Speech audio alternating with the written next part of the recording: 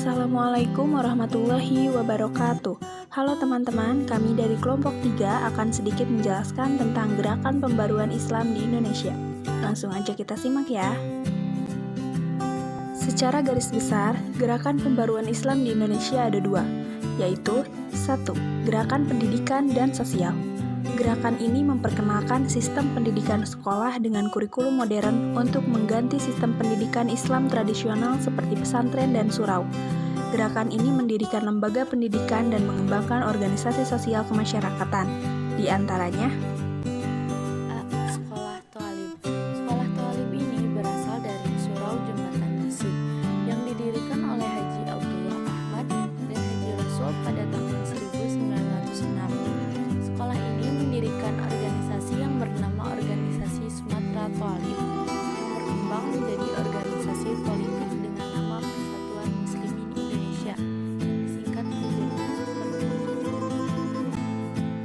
B.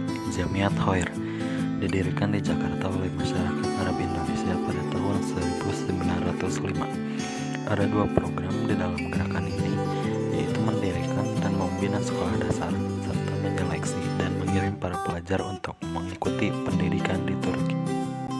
C. Al-Irsyad didirikan oleh kaum pedagang Arab di Jakarta.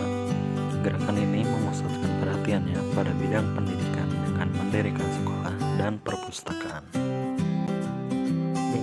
Persyarikatan Ulama. Persyarikatan Ulama atau Hayatul Qulub didirikan di Majalengka, Jawa Barat oleh Kiai Haji Abdul Hamid pada tahun 1911. Hayatul Qulub memusatkan perhatiannya pada bidang pendidikan, sosial, dan ekonomi. E. Nahdlatul Ulama atau yang biasa disebut dengan NU.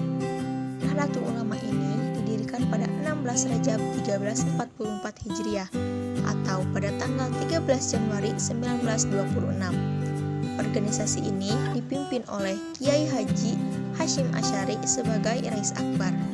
Organisasi ini menempuh berbagai jenis bidang usaha, yang diantaranya usaha dalam bidang keagamaan, pendidikan, sosial budaya, dan ekonomi. Organisasi ini juga mengembangkan usaha lain yang bermanfaat bagi masyarakat luas. Lalu yang keenam ada Muhammadiyah.